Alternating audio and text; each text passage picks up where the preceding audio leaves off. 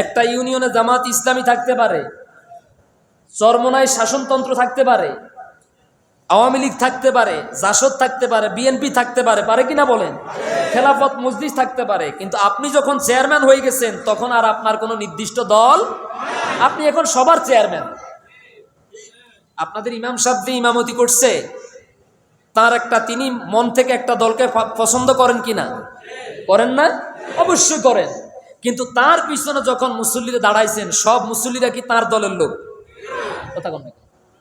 ধরেন তিনি জামাত ইসলামী করেন অথবা চরমোনাই হুজুরের দল সমর্থন করেন, ইমামতি যখন আলহামদুলিল্লাহ বলে যখন টান দিয়েছেন, তখন তিনি এই মনে করে এই নিয়ত বাঁধেছেন বা সূরা পড়া শুরু করেছেন যে তিনিও ভাবতেছেন আমি যেই দল করি আমার সব মুসল্লিরাও সেই দল করেন। বিষয়টা কি এমন? তার মানে ইমাম সাহেবের এখন আর কোনো দলীয় পরিচয়, ইনি সবার ইমাম, ইনি সবার খতিব, ঠিক কিনা বলেন? ঠিক তেমনি ভাবে মসজিদের ইমাম সাহেবের নেতৃত্বে তিনি যখন সামনের কাতারে দাঁড়ালেন, ইমামতির মুসল্লায় দাঁড়িয়ে নামাজ পড়া শুরু করলেন, আল্লাহর কোরআন দিয়ে কেরাত পড়া শুরু করে দিলেন। এখন যেমন কোন ইমাম সাহেবের দলীয় পরিচয় নাই, মুসল্লির কোনো দলীয় পরিচয় নাই, ঠিক তেমনি ভাবে একজন ব্যক্তি চেয়ারম্যান নির্বাচিত হওয়ার আগে তার একটা দলীয় পরিচয় থাকলেও চেয়ারম্যান নির্বাচিত হওয়ার পরে তার আর কোনো দলীয় পরিচয় থাকতে পারে না। তাহলে মানুষ সেবা পাবে কিভাবে? মানুষ সেবা পাবে। আর যে আমার ভোট দেয় না আমি তারা তত বেশি, কথা বল না কেন, এলাকার যেই লোকটা আমার যত বেশি বিরোধিতা করেছে, আমার ভোট দেয় নাই, আমার গীবত করে, আমি তারে তত বেশি সালাম দেব, আমি তার কাছে তারে তত বেশি দেখতে যাব, আমি তারে তত বেশি ত্রাণ দেব। তাহলে এই লোকটা ভুল বুঝে পরবর্তীতে আমাকে শুধু ভোট না আমার জন্য জীবন দিতেও প্রস্তুত হয়ে যাবে। মানুষ বুঝে না। আমার বন্ধুগণ, এই নমরুদ যেই দিন আল্লাহ রাব্বুল আলামিন তাকে অপমানের সাথে, অপদস্থের সাথে দুনিয়া থেকে বিদায় করেছেন, কেমন অপমান করেছেন! একটা ল্যাংড়া মশা, যেই মশাটা ভালোভাবে উঠতে পারে না, চলতে পারে না, আল্লাহর কাছে বললেন রব্বুল আলামিন আমিও তো তোমার এক ধরনের সৃষ্টি, আমি তো তোমার মাখলুক।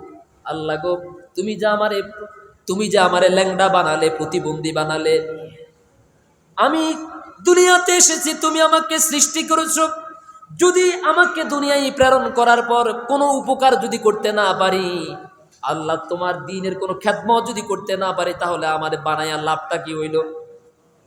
আল্লাহ রাব্বুল আলামিন বললেন মোশারে, তোরে আমি ল্যাংড়া বানাইছি, আমি আল্লাহর একটা মহৎ উদ্দেশ্য আছে, তোর মাধ্যমে আমি দুনিয়ার এমন এক অপদার্থ, এমন এক সন্ত্রাসী জালেমকে দুনিয়া থেকে বিদায় করব, তুই সেটা ভাবতেও পারবি না। নমরুদ তার সমস্ত বাহিনীকে পাঠালো ইব্রাহিম আলাইহিস সালাম এবং তার সঙ্গী সাথীদের সাথে যুদ্ধ করার জন্য, মোল্লাদেরকে খতম করার জন্য ময়দানে পাঠালো, যুদ্ধ করার জন্য। নেতৃত্ব দিচ্ছে হামান না,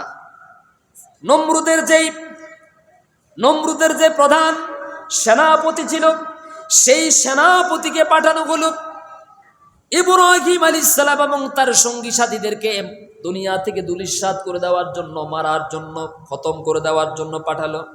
আল্লাহ রাব্বুল আলামিন যখন ঝাঁকে ঝাঁকে মশা পাঠায়া দিলেন, ওই একটা ল্যাংড়া মশা তখন উড়ে এসে নমরুদের বাসার ভিতরে ঢুকছে।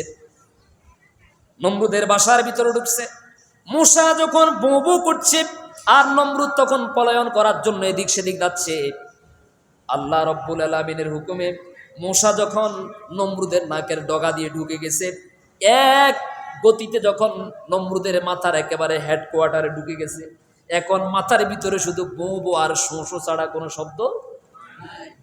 নমরুদ একবার ডান হাতে নিজে নিজে থাবড় মারে, আবার বাম হাতে থাবড় মারে, যতই থাবড় মারে কোনো শান্তির কোনো কমতি হয় না, যতই মারে তত ভালো লাগে। শেষ পর্যন্ত সৈন্যদেরকে বললেন, তোমরা আমার একটা কাঠ দিয়ে মাথার মধ্যে বাড়ি মারো। দুই দিক থেকে কাঠ দিয়ে মারা শুরু হলো, যতই মারে ততই ভালো লাগে। শেষ পর্যন্ত বলল, তোমাদের যার পায়ে যত জুতা আছে সব জুতাগুলো দিয়ে আমার মাথার মধ্যে বাড়ি মারো, কারণ যত বাড়ি মারে তত ভালো লাগে। আল্লাহ রাব্বুল আলামিন তাম পৃথিবীর জালিমদের সামনে নমরুদকে দৃষ্টান্ত বানায় রাখলেন।